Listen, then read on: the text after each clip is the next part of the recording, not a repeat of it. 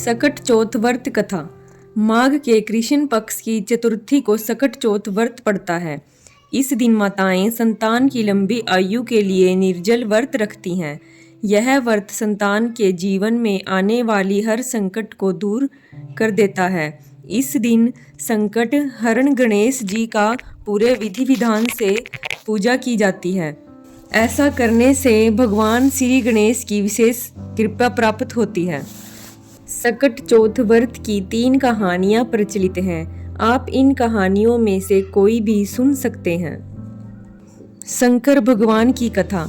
इसके पीछे यह कहानी है कि माँ पार्वती एक बार स्नान करने गई। स्नान घर के बाहर उन्होंने अपने पुत्र गणेश जी को खड़ा कर दिया और उन्हें रखवाली का आदेश देते हुए कहा कि आज जब तक मैं स्नान कर खुद बाहर ना आऊं, किसी को भीतर आने की इजाजत मत देना। गणेश जी अपनी माँ की बात मानते हुए बाहर पहरा देने लगे। उसी समय भगवान शिव माता पार्वती से मिलने आए, लेकिन गणेश भगवान ने उन्हें दरवाजे पर ही कुछ देर रुकने के लिए कहा। भगवान शिव ने इस बात से बेहद आहत और अपमानित महसूस किया। गुस्से में उन्होंने गणेश भगवान पर त्रिशूल का वार किया, जिससे उनकी गर्दन दूर जा गिरी। स्नान घर के बाहर शोरगुल सुनकर जब माता पार्वती बाहर आई तो देखा कि गणेश जी की गर्दन कटी हुई है। ये देखकर वो रोने लगी और उन्होंने शिवजी से कहा कि गणेश जी के प्राण फिर से वापस कर दें। इस पर शिवजी ने एक हाथी का सिर लेकर गणेश जी को लगा दिया। इस तरह से गणेश भगवान को दूसरा जीवन मिला। तभी से गणेश की हाथी की तरह सूंड होने लगी। तभी से महिलाएं बच्चों की सलामती के लिए माघ माह के कृष्ण पक्ष की चतुर्थी को गणेश चतुर्थी का व्रत करने लगी। किसी नगर में एक कुम्हार रहता था। एक बार जब उसने बर्तन बनाकर आवा लगाया तो आवा नहीं पका। परेशान होकर वह राजा के पास गया और बोला कि महाराज, ना जाने क्या कारण है कि आवा पक ही नहीं रहा है। राजा ने राज पंडित को बुलाकर कारण पूछा। राज पंडित ने कहा, हर बार आवा लगाते समय एक बच्चे की बलि देने से आवा पक जाएगा। राजा का आदेश हो गया। बलि आरंभ हुई। जिस परिवार की बारी होती वह अपने बच्चे में से एक बच्चा बलि के लिए भेज देता। इस तरह कुछ दिनों बाद एक बुढ़िया के लड़के की बारी आई। बुढ़िया के एक ही बेटा था तथा उसके जीवन का सहारा था, पर राजाज्ञा कुछ नहीं देखती। दुखी बुढ़िया सोचने लगी, मेरा एक ही बेटा है, वह भी सकट के दिन मुझसे जुदा हो जाएगा।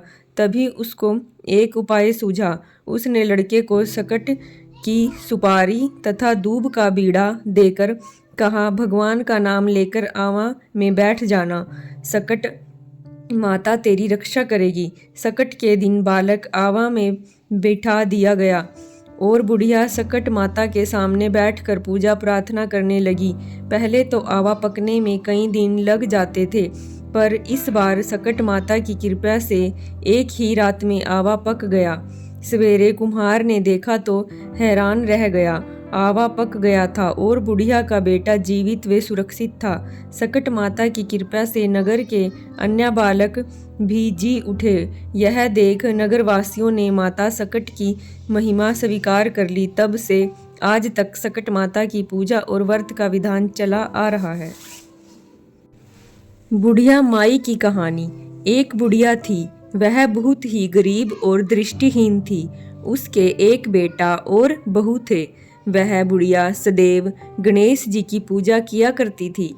एक दिन गणेश जी प्रकट होकर उस बुढ़िया से बोले, बुढ़िया माँ, तू जो चाहे सो मांग ले। बुढ़िया बोली, मुझसे तो मांगना नहीं आता, कैसे और क्या मांगूं। तब गणेश जी बोले, अपने बहू बेटे से पूछ कर मांग ले। तब बुढ़िया ने अपने बेटे से कहा, गणेश जी कहते हैं तू कुछ मांग ले, बता मैं क्या मांगूं। पुत्र ने कहा, माँ तू धन मांग ले। बहू से पूछा तो बहू ने कहा, नाती मांग ले। तब बुढ़िया ने सोचा कि ये तो अपने अपने मतलब की बात कर रहे हैं। अतः उस बुढ़िया ने पड़ोसियों से पूछा तो उन्होंने कहा, बुढ़िया तू तो थोड़े दिन जिएगी, क्यों तू धन मांगे और नाती मांगे, तू तो अपनी आँखों की रोशनी मांग ले जिससे तेरी जिंदगी आराम से कट जाए। इस पर बुढ़िया बोली, यदि आप प्रसन्न हैं तो मुझे 9 करोड़ की माया दें, निरोगी काया दें, अमर सुहाग दें, आँखों की रोशनी दें, नाती दें, पोता दें और सब परिवार को सुख दें और अंत में मोक्ष दें। यह सुनकर तब गणेश जी बोले, बुढ़िया माँ तुमने तो हमें ठग लिया, फिर भी जो तूने मांगा है वचन के अनुसार सब तुझे मिलेगा। और यह कहकर गणेश जी अंतर ध्यान हो गए। उधर बुढ़िया माँ ने जो कुछ मांगा वह सब कुछ मिल गया। हे गणेश जी महाराज, जैसे तुमने उस बुढ़िया माँ को सब कुछ दिया वैसे ही सबको देना।